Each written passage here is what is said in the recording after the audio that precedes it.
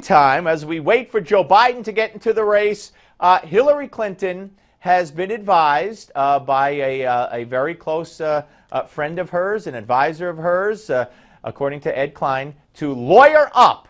And there are some new email revelations as well. Ed Klein will be here on our panel. But first, I want us all to watch a recent part of a Hillary interview. It is allowed, but you know this, and anybody who works in government knows, it's really not encouraged to use your personal email. And I just, do you get how bad it looks? It looks like you set up a personal server, you set up your own email so that you would have control of those emails, and you alone would decide when to release them, whether to release them. And in fact, that is what happened. Well, Savannah, first of all, it was allowed, and I've said it wasn't the best choice. All right, ladies and gentlemen, joining us now to discuss all this and some new revelations, Ed Klein, former editor-in-chief of New York Times Magazine and multiple New York Times best-selling author. Of course, his latest, Unlikable, The Problem with Hillary, and a little scoop that's going to be on the New York Times bestseller list. And Elura Nanos, she's an attorney and author of How to Talk to Your Lawyer. All right, let's start with you, Ed. You have revealed that very close advisor, longtime advisor and attorney for Hillary Clinton, has advised her to lawyer up. That's right. He said she should get a criminal attorney to look into what the FBI and the Justice Department prosecutor have as of now and start talking to them so that she won't be blindsided. What about it, Laura? You're an attorney. Good idea for Hillary at this point to get a criminal defense attorney? You know, I don't know, because I don't know the facts of what actually happened. So from a legal standpoint, it's always great to have an attorney to be there to protect your interests. And it's, of course, great to have an attorney who's going to tell you what the other side has on you.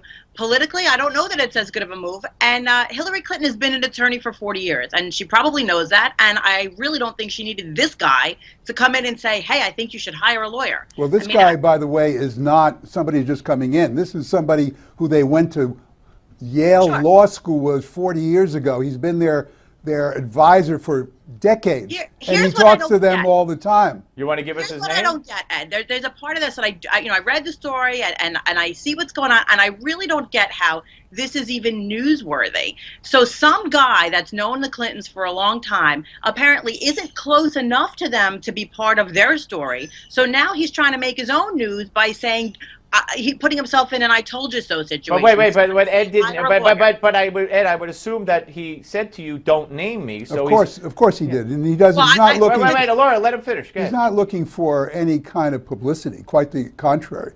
What he's saying is he's concerned, on the basis of his conversations with very important officials in Washington, and he has a lot of contacts. This fellow.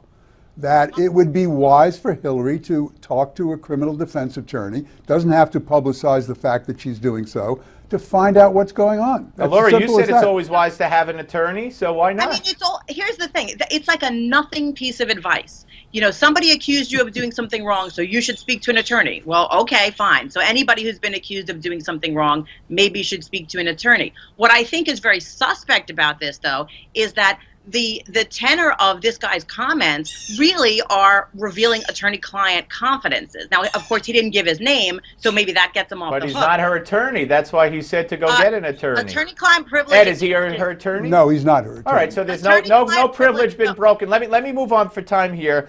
We now have, according to Trey Gowdy, the chairman of the Benghazi Committee, new emails show that Hillary's confidant, Sidney Blumenthal, we all know that name, Ed, named a CIA source in an email to Hillary, which again, if you're naming CIA members or CIA agents or anybody affiliated with the CIA in an email into an unprotected email address on a server that's not protected, that we already know reportedly has been hacked and has been attempted to be hacked, that's classified information. You'd have to be a nut job to say that that's not classified information. So how does she defend this, Ed? I don't see how she defends it, quite frankly, because if, in fact, that's what was on her unsecured email server, then we know that this is classified information, and she should have known it too. Elura? I mean, I can tell you from the facts as you've just stated them, it doesn't sound good, but I don't know that those are the facts. So it's not that I'm defending that I think everything Hillary Clinton did is great. I just don't really know. And I think that these kind of accusations, when they come from all different places, if we're just going to extrapolate from them, I don't really think we're always going to get to the right place. So I just don't know that we can just take those facts at face value and say that that's what happened. Well, we've heard I don't know about Well, we that. only know what we hear, and we also heard about North Korean nuclear plans and pictures of North Korean missile sites on her email, and a whole litany of things that anybody would say was classified. Ed, let me ask you about this. You've talked about the war between the quote-unquote mafia families, as you put it, the Clintons and the Obamas, and a battle to the death between the two of them. And the fact of the matter is that Joe Biden seems poised to run. Is he still being pushed by the Obamas, the allies of Obama and Obama himself possibly, to enter this race against Hillary? Well, they pushed him, I think, as far as they're going to push him. And they've made it pretty clear that if he does run, he will have the backing of the White House. That means, of course... The overt backing? In other words, we support Biden? That's not clear whether they would come out and say that, but clearly they would do everything short of that, including making it plain that Joe Biden is a great guy. He's been a fantastic vice president. Best choice I ever made is in my president. Which he said already, yeah. Which he said already.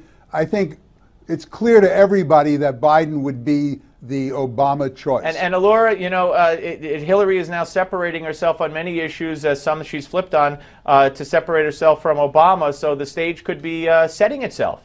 I think so, and I think probably nobody's happier about this email thing going on and on and on than Bernie Sanders and Joe Biden, because certainly there's nothing that's nearly that big coming after them. So I mean, yeah, I mean, it's definitely shaping the nature of the rest of this campaign. All right, Elura, Ed, thank you both very, very much. Appreciate you coming on. Have a great weekend. Folks, up next, Gary Johnson, a former Libertarian candidate for president. But first, with Dr. Ben Carson and Donald Trump neck and neck, and of course, Ben Carson is coming up in this show today again.